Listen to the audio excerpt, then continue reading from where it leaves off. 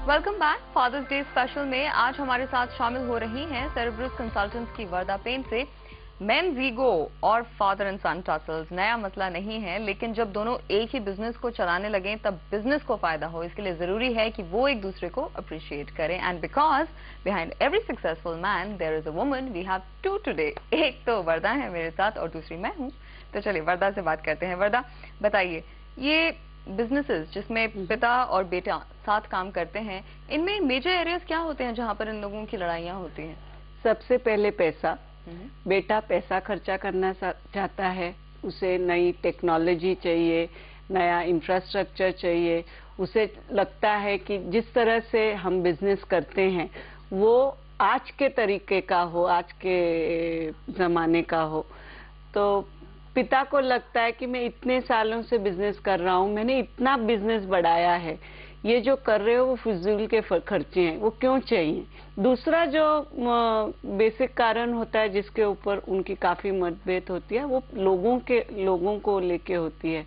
अगर देखा जाए ज्यादातर पिता जो रहते हैं वो बिजनेस को एक बेनोवलेंट डिक्टेटर बोलते हैं ना, उस तरह से मैनेज करते हैं। तो जो एम्प्लॉइज रहते हैं उन पर गुस्सा भी करते हैं, लेकिन एक पिता का प्यार भी देते हैं। बेटा चाहता है कि बिजनेस प्रोफेशनल हो जाए, परफॉर्मेंस मैनेजमेंट सिस्टम बन जाए, ताकि जो काम करे उसी को पैसा दिया जाए। बाप बोलता है नहीं बेटा, ये काफी दिनों से अपने पास काम कर रहे हैं तो इनको हम संभाल के रखें।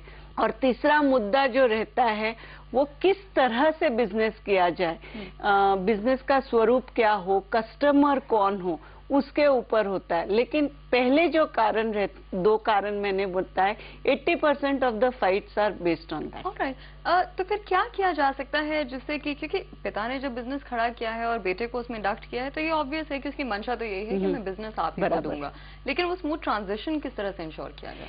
सबसे पहले बेटे को पिता की ये बात अप्रिशिएट करनी है कि पिता ने जो बिजनेस चालू किया है ज्यादातर जीरो से चालू किया रहता है।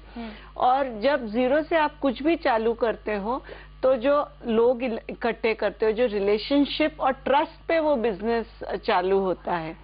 और वो जब बिजनेस चालू हुआ तब इकोनॉमिक कंडीशंस जो थी वो बहुत अलग थी। दूसरी बात, पिता को ये याद रहना चाहिए कि आज जो बेटा एजुकेशन लेके आया है वो सिर्फ थियरी नहीं है। काफी बिजनेसेस में, छोटे बड़े सब बिजनेसेस में ये जो नए तौर तरीके हैं इम्प्लीमेंट हो रहे हैं। तो अगर हमारी बिजनेस आगे बढ़ानी है तो ये तौर तरीके हमें अपनाने चाहिए। आखिर में वर्दा ये बताइए, अब क्योंकि दोनों को कुछ वक्त के लिए तो एक साथ काम करना ही होगा, और पिता के पास एक एक्सपीरियंस है जो उन्होंने जमीन से जुड़ा हुआ एक्सपीरियंस अपने पास कलेक्ट किया है, बेटे के पास एक डिग्री है जैसे आपने कहा, तो इन दोनों को कोएग्जिस्ट करने के लिए जरूरी है कि वो दोनों एक दूसरे से कुछ ना कुछ सीखें, एक दूसरे के साथ बांटें। पिता बेटे से क्या ले सकते हैं, बेटा पिता से क्या ले सकता है?